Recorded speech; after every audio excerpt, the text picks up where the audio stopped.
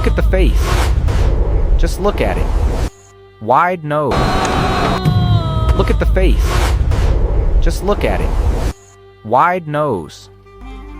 Full lips. Strong jaw. A face that does not look like anything we were taught to expect from ancient Mexico. A face carved into stone bigger than a truck, sitting in the jungle, staring at you like it has been waiting for someone to finally ask the right question. These are the Olmec colossal heads, and the moment you see one, something in your brain stops. Because that face is not what the history books prepared you for. The Olmec civilization is one of the oldest in the entire Western Hemisphere. They were building cities, creating art, and developing a complex society while most of the world was still figuring things out. They existed along the Gulf Coast of what is now Mexico, in a region called Mesoamerica, roughly between 1500 BC and 400 BC. They came before the Maya. They came before the Aztec. Some historians call them the mother culture of all Mesoamerican civilizations. That is how old and how important these people were.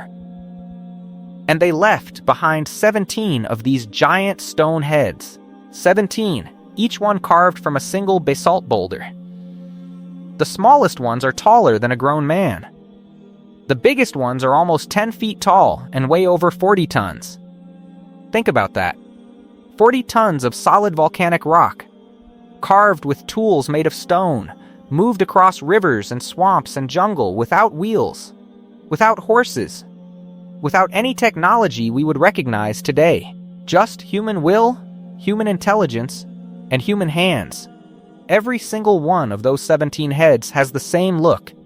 Flat, broad features, a wide nose, thick lips, heavy-lidded eyes, a face that, if you saw it walking down a street in Lagos or Accra or Dakar, you would not think twice. You would recognize it immediately. And that is where the conversation gets complicated. For decades, certain researchers, historians, and thinkers, mostly African and African American scholars, have looked at these heads and said the same thing. These faces are African. Not inspired by Africans, not coincidentally similar to Africans, but actually, literally, African. They believe that Africans reached the Americas long before Christopher Columbus ever left Portugal, not as enslaved people, not as passengers on European ships, but as explorers, as navigators, as people who crossed the Atlantic Ocean on their own, centuries before Europe had any idea the Americas even existed. Now, before we go further, I want to be straight with you. This is a theory. A serious one, with serious people behind it, but mainstream archaeology and anthropology do not accept it. Most scholars who study the Olmec say the heads represent Olmec people, who were native to Mesoamerica, and that the facial features reflect natural human variation found in indigenous American populations. They argue that the African feature interpretation is projection, seeing what we want to see rather than what is actually there. They point out that there is no confirmed genetic, archaeological, or skeletal evidence of an African presence among the Olmec. No African tools, no African pottery styles, no African trade goods found at Olmec sites. That is the scientific consensus. And it matters. You deserve to know it. But here is the thing about history. Consensus is not always the end of the story. Consensus has been wrong before.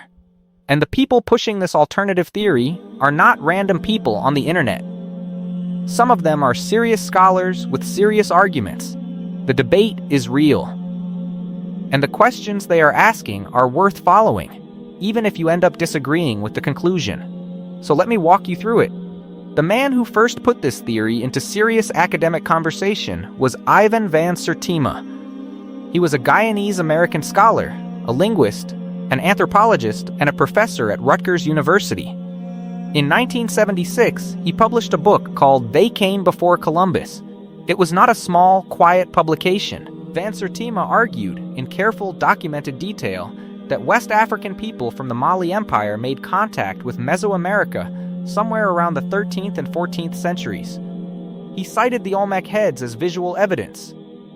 He cited linguistic similarities between certain West African languages and some indigenous American languages. He cited botanical evidence, plants that appear in both regions that he believed could only have traveled through human contact. He cited ocean current data showing that natural Atlantic currents could carry a vessel from the West African coast directly to the Gulf of Mexico without much effort. His argument was not just look at the faces, it was a whole case, built from multiple directions. Critics pushed back hard. They said his linguistic comparisons were weak. They said the botanical evidence was inconclusive. They said he was overreading the facial features. The debate became heated. Academic journals ran rebuttals. Van Sertima responded to every single one. He spent the rest of his life defending and refining his argument. He died in 2009. The debate did not die with him. Now let me tell you about someone who makes this theory much harder to dismiss. His name is Abu Bakr II, and he was real. Completely, historically documented, real, Abu Bakr II was the ruler of the Mali Empire in the early 1300s. The Mali Empire was enormous. It stretched across much of West Africa. At the time, Mali was arguably the richest empire on Earth.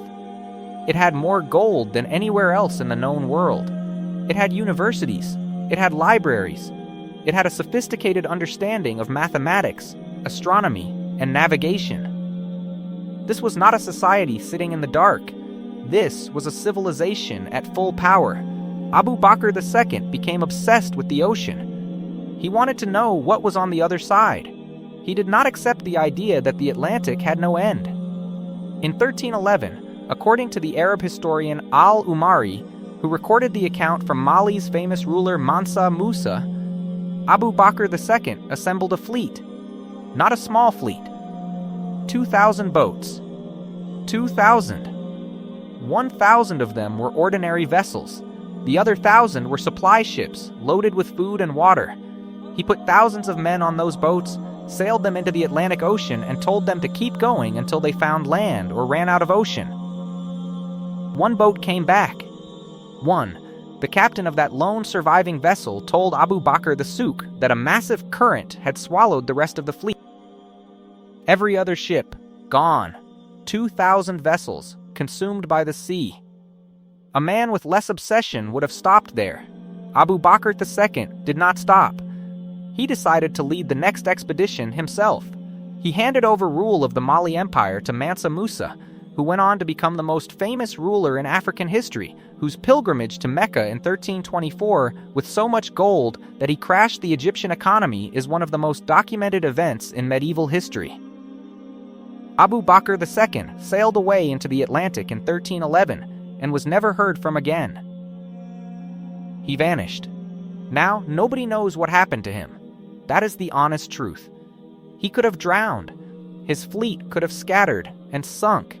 The currents of the Atlantic are powerful and unpredictable, and thousands of years of sailors have died trying to understand them. But here is what we also know. The Atlantic currents that flow from West Africa, specifically from the area around modern-day Senegal and Guinea, flow directly and naturally into the Gulf of Mexico. Columbus knew about these currents. European navigators used them. If Abu Bakr II's fleet, or even part of it, caught those currents, they would not have had to fight the ocean. The ocean would have carried them, and they would have landed exactly where the Olmec civilization was located. Now, the Olmec had already been gone for over 1,000 years by the time Abu Bakr II made his journey. So the theory splits into two tracks at this point. Some researchers argue the heads predate Abu Bakr and represent an even earlier contact, possibly from West African populations crossing during the time when the Olmec were actually alive, somewhere between 1500 and 400 BC. Others argue that Abu Bakr's voyage, or voyages like it, may have influenced later Mesoamerican cultures, not the Olmec themselves. And still others say the heads are simply the best visual evidence we have that contact happened at some point, in some form, and that Abu Bakr's documented voyage is the best known example of the kind of transatlantic ambition that would have been required. The heads themselves are dated to between 900 and 1500 BC. That is 2,900 to 3,500 years ago. If the faces on those heads are African faces, then someone made contact with West Africa not in the 13th century but in the Bronze Age. That is a completely different and far more explosive claim. Let me tell you why some researchers believe the faces are specifically West African and not just broadly wide-featured. The argument is not simply that the noses are wide or the lips are full. Indigenous populations around the world have varied facial features. What the researchers focus on is the combination of specific features, the proportion of the nose relative to the face, the particular fullness and shape of the lips, the bone structure around the eyes, and the overall facial geography. They compare the heads to West African facial types, specifically to populations from Senegal, Guinea, Mali, and the broader Sahel region. They say the resemblance is not general, it is specific. They also point to the helmets. Every single Olmec colossal head wears a helmet. Researchers debate what the helmets represent. Some say they are ball game helmets, connected to a ritual sport the Olmec played. Some say they are war helmets. But a few have noted the resemblance of some helmet designs to headgear found in ancient West African cultures. That argument is weaker and more speculative, but it exists. And then there is the jade. The Olmec used jade the way other cultures used gold. It was their most precious material, connected to royalty, religious power, and the afterlife. They called it the stone of life. Jade is found in Mesoamerica, but similar green stones and similar reverence for green stones appears in West African spiritual traditions. Is that a coincidence? Maybe, but the theory asks you to consider whether it might be more. There is also the question of maize. Corn, the most important crop in the Americas. It originated in Mexico, but there is evidence that maize was present in West Africa before European contact, before Columbus, before any documented European voyage to the Americas. How did it get there? The conventional answer is that it arrived through early Portuguese contact with Brazil in the 1500s, which then spread into Africa quickly. That timeline is possible, but researchers like Van Sertima argued that the presence of maize in Africa before documented European-American contact suggests an older, pre-Columbian exchange. If something from the Americas reached West Africa before Columbus, then someone was making the crossing. In both directions. The cotton argument is similar. There is a species of cotton in the Americas that is a hybrid of a wild American species and a species from the Old World, specifically from Africa. This was documented by geneticists. The hybridization happened before any documented European contact. Cotton does not swim the Atlantic. Someone moved it. The mainstream scientific answer is that this happened through early indigenous migration patterns or natural dispersal mechanisms that we do not fully understand. The alternative answer is that it was moved by people crossing the ocean. This is where the theory lives. Not in certainty, but in questions that do not have clean answers. Here is something that does not get talked about enough. The Olmec were not the only Mesoamerican culture to leave behind faces that some researchers read as non-indigenous.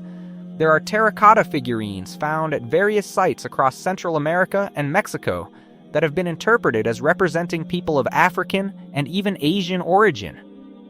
There are murals with figures of varying physical types. There are descriptions in indigenous oral histories of travelers arriving from the sea. None of this is conclusive, but it builds a picture that some researchers find hard to ignore. The mainstream archaeological community has an explanation for all of it. Human facial features vary. Ancient people had their own artistic conventions that did not map to realism the way we expect. The African features in the Olmec heads are simply the result of how Olmec artists carved stone, the natural outcome of their tools and techniques, not a portrait of a specific racial group. Mesoamerican populations, descended from the people who crossed from Asia into North America tens of thousands of years ago, naturally developed a wide range of physical appearances. Some of them look, to modern eyes, like they might be from somewhere else. That does not mean they were. That is a reasonable argument. It is the argument most archaeologists make. And honestly, for the Olmecs specifically, the evidence for African contact is circumstantial. The heads are striking. The resemblance is real enough that you see it immediately. But resemblance is not proof. We have not found African Dina in Olmec burial sites. We have not found African tools or trade goods. We have not found writing or language that connects the two cultures. The genetic studies that have been done on ancient Mesoamerican remains have not shown African ancestry. Science requires more than visual similarity. But here is the thing I keep coming back to. The debate around these heads is not just about archaeology. It is about something deeper. It is about who gets to have a history. For centuries, the story told about Africa was a story of passivity. Africa was described as a continent that received history, that was acted upon by other civilizations. Africa was the place that got colonized, got enslaved, got missionized. The idea that Africans were actively exploring the world, crossing oceans, building empires, initiating contact with distant civilizations, that idea was systematically erased and dismissed. Not because the evidence against it was always overwhelming, but because it did not fit the story that was being told. Ivan Van Sertima knew this. He was not just doing archaeology. He was doing repair work. He was trying to restore something that had been stolen. The recognition that African people have always been capable of extraordinary things, of navigation, of exploration, of civilization building, of going out into the unknown and coming back with knowledge. He believed the Olmec heads were part of that story. And even if the specific theory is wrong, even if DNA evidence eventually confirms that the Olmec were entirely descended from Asian origin populations with no African admixture, the underlying point stands. Africa was not asleep while the rest of the world moved. Mali under Mansa Musa had the largest economy on Earth. Timbuktu had universities when most of Europe's capitals were mud. Abu Bakr II launched an ocean expedition of 2,000 ships, while most European nations were not yet capable of sailing beyond sight of land. Africans were not waiting to be discovered. They were out there, discovering. That matters. That matters even if every Olmec head turns out to have nothing to do with Africa. But look at those faces again. The thing that gets me, the thing that I cannot fully explain away, is how specific the resemblance is. I have spent time looking at those heads.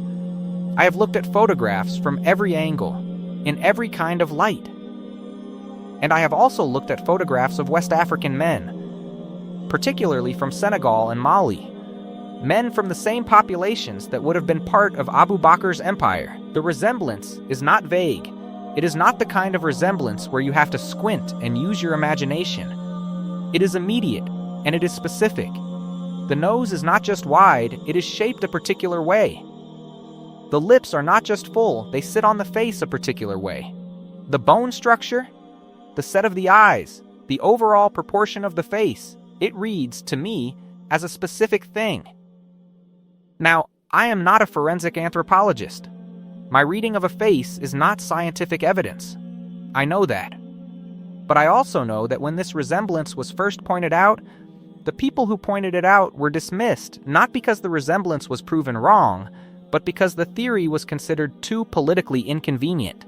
That history of dismissal matters when evaluating how seriously the mainstream response should be taken. The honest answer is that we do not know.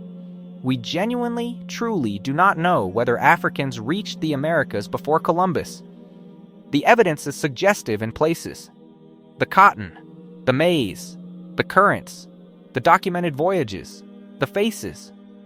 But suggestive is not the same as proven. Science requires proof. History requires documentation. What we have, for now, is a powerful theory and a beautiful mystery. What we do know is this. Abu Bakr II was real. His fleet was real. His journey was real. He sailed into the Atlantic with 2,000 ships and vanished. The Atlantic current that flows from West Africa to the Gulf of Mexico is real. It has carried ships across that ocean since long before anyone put a name to it. The Olmec were real. Their heads are real. Their faces are real. And those faces do not look like anything mainstream history prepared us to see in ancient Mexico. Something happened in this story. I do not know exactly what, but something happened. The Olmec heads have been sitting in the jungle and in museums for decades, and the more time passes, the louder they get. Every year, new researchers look at them and ask the same question. Every year, the debate continues. New genetic tools are giving us the ability to read ancient DNA with more precision than ever before. One day, maybe soon, we might have a clearer answer. The science will either confirm that the Olmec were entirely indigenous to the Americas with no African connection, or it will find something that changes everything we thought we knew. Until then, look at the face. That wide nose. Those full lips. That strong jaw. Carved in stone 3,000 years ago. Sitting in the Mexican jungle, staring at you with an expression that feels like patience. Like it has been waiting for someone to finally take it seriously. Maybe it is just a coincidence. Maybe the Olmec artists developed these features independently, and the resemblance to West African faces is the brain doing what the brain does, finding patterns, finding familiarity, finding what it wants to find. Or maybe there is a story buried in that stone that we have not fully told yet. History is not finished. It is never finished. The ground is still giving things up. The ocean still has secrets. And the faces in the jungle are still waiting. You decide what you believe. But do not decide without looking. Really looking. Because once you see it, you cannot unsee it. And that is exactly the kind of question that changes everything. Look at this face. Wide nose, full lips, strong jaw. This was carved in Mexico over 3,000 years ago.